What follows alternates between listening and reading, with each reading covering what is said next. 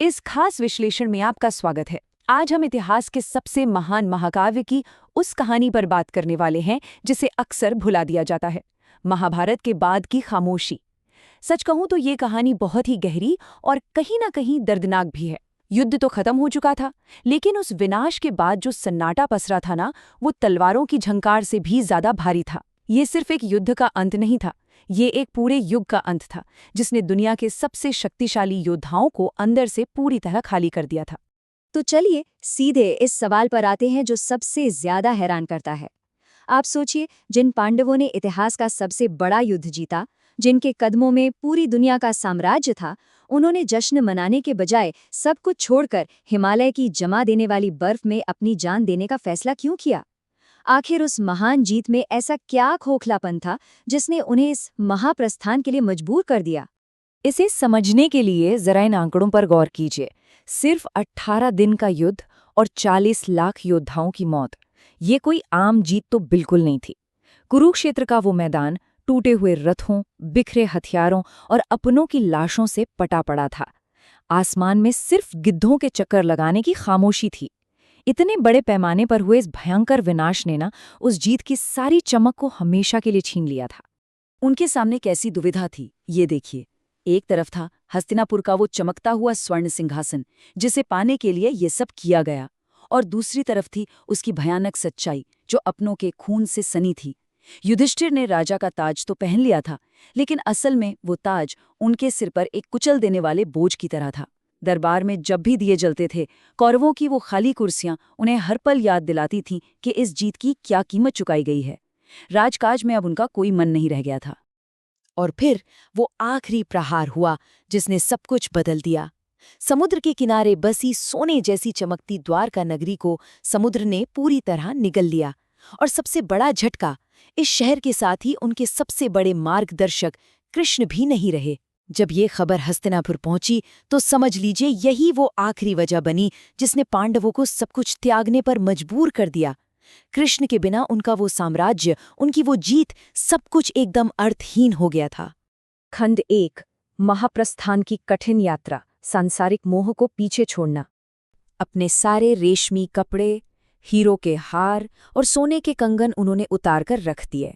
यहाँ तक कि अर्जुन का वो अजेय गांडीव धनुष भी पीछे छूट गया। बिल्कुल साधारण कपड़ों में नंगे पैर पांडवों ने हस्तिनापुर के उन विशाल द्वारों को हमेशा के लिए पीछे छोड़ दिया। ये कोई आम सफर नहीं था। घने जंगलों से होते हुए, तपते रेगिस्तानों को पार करते हुए, ये शरीर और आत्मा दोनों को गला देने वाली एक यात्रा थी जो उन्हें हिमालय की उन जमा देने वाली ऊंचाइयों तक ले गई जहां से वापसी का कोई रास्ता नहीं था। अब इस कठिन यात्रा के बीच एक बहुत ही दिलचस्प और रहस्यमयी घटना घटती है। कहीं से एक बिल्कुल साधारण सा दिखने वाला कुत्ता आ जाता है और बिना कोई आवाज किए वो चुपचाप युधिष्ठिर के कदमों से कदम मिलाकर चलने लगता है, बिना कुछ मांगे, बस साथ चलते हुए। ये कुत्ता इन 6 इंसानों की इस भयानक यात्रा का एक खामोश गवाह बन जाता है। खंड 2, एक एक कर गिरते योद्धा, मानवीय कमियों का बोझ। जैसे जैसे पहाड़ की चढ़ाई मुश्किल होती गई, ये शारीरिक यात्रा अचानक एक जानलेवा आध्यात्मिक परीक्षा में बदल गई। हिमालय की वो जमा देने वाली हवा सिर्फ उनके शरीरों का नहीं तोड़ रही थी, बल्कि वो उनके अंदर छिपे हुए गहरे दोषों का हिसाब मांग रही थी। दुनिया के सबसे महान योद्धा अपनी ही इंसानी कमजोरियों के कारण हारने लगे। सबसे पहले द्रौपदी बर्फ में गिरी क्योंकि उनका अर्जुन के प्रति ज्यादा लगाव था। फिर सहदेव अपने ज्ञान के अहंकार से और नकुल अपनी सुंदरता के गर्व के कारण गिरे। अर्जुन, जिन्हें अपने कौशल पर इतना अति आत्मविश्वास था, वे भी घुटनों पर आ गए। और अंत में भीम, जिन्हें अपनी बेतहाशा ताकत पर सबसे ज्यादा घमंड था, वो भी बर्फ में ढेर हो गए। इस दर्दनाक सफर का सबसे कठोर नियम पता है क्या था? पीछे मुड़कर नहीं देखना है। जब द्रौपदी गिरी तो भीम ने पीछे मुड़कर देखा, लेकिन युधिष्ठिर नहीं रुके। ये सोचकर ही रोंगटे खड़े हो जाते हैं। अपनों को अपनी ही आंखों के सामने बर्फ में दम तोड़ते हुए देखना और उन्हें उठाने के लिए एक कदम भी पीछे ना ले पाना। युधिष्ठिर के गालों पर आंसू शायद बर्फ की तरह जम चुके थे, लेकिन उनके पास आगे बढ़ने के अलावा कोई विकल्प नहीं था।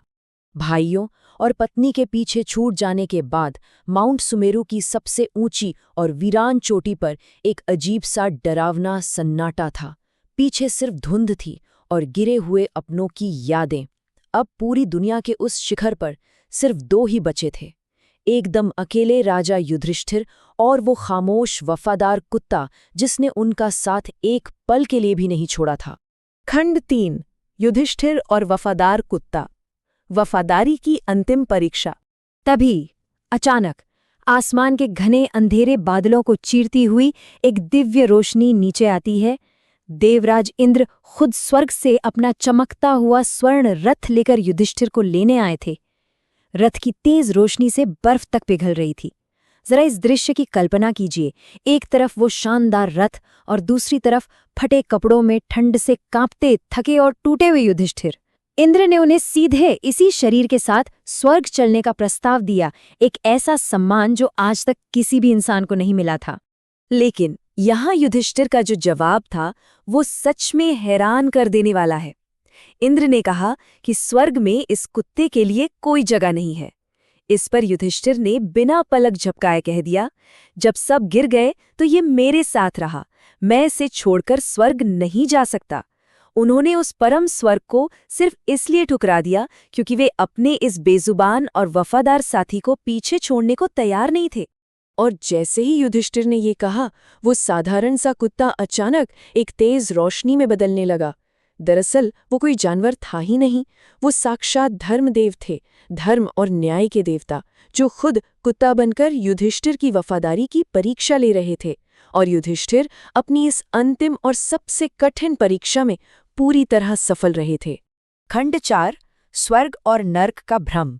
सुनहरे दरवाजों के पीछे का चौंकाने वाला सच।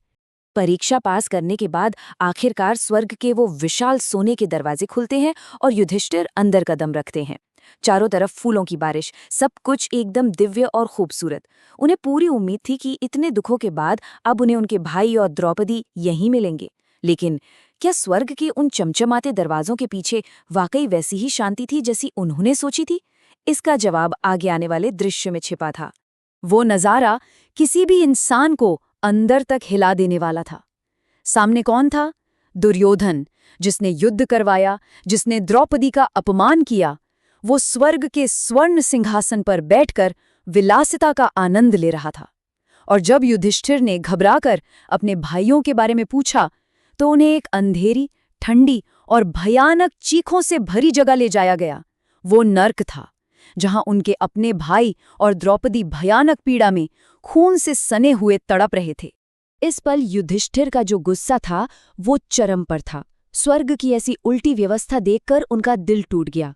उन्होंने स्वर्ग के दूतों से चीख कर कहा कि अगर अधर्म करने वालों को स्वर्ग मिलता है और धर्म के रास्ते पर चलने वालों को नर्क, तो उन्हें ऐसा स्वर्ग बिल्कुल नहीं चाहिए। उन्होंने तय किया कि वो अपनों के साथ उस भयंकर नर्क में ही अनंत काल तक रहेंगे।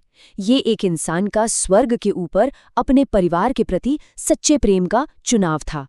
खंड 5 धर्म का असली अर्थ। अंतिम भ्रम का टूटना। जैसे ही उन्होंने नर्क को चुना, तभी एक चमत्कार हुआ। अचानक वो भयानक अंधेरा और वो लाल धुंध छटने लगी। नर्क की दीवारें ऐसे टूटी जैसे कोई डरावना सपना अचानक टूट गया हो। असल में वो नर्क कभी असली था ही नहीं। वो देवताओं द्वारा रचा गया एक बहुत बड़ा मायाजाल था, एक भ्रम, युधिष्ठिर के प्रेम और धर्म की अंतिम परीक्षा लेने के लिए। जब युधिष्ठिर ने अपने प्रियजनों की खातिर एक बार फिर स्वर्ग को ठुकरा दिया, तो उन्होंने ब्रह्मांड की सबसे बड़ी परीक्षा को पार कर लिया था। लेकिन आपके मन में ये सवाल आ रहा होगा कि आखिर दुर्योधन स्वर्ग में क्यों था?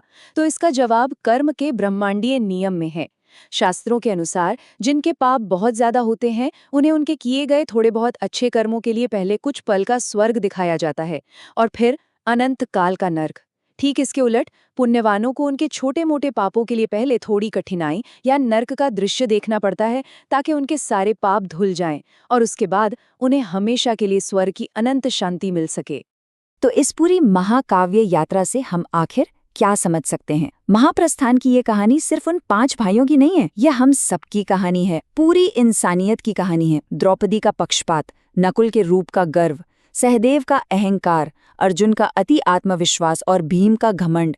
हम सबके भीतर ना ऐसा ही कोई एक छिपा हुआ पांडव दोष जरूर मौजूद होता है, जो हमें कभी ना कभी नीचे गिरा ही देता है।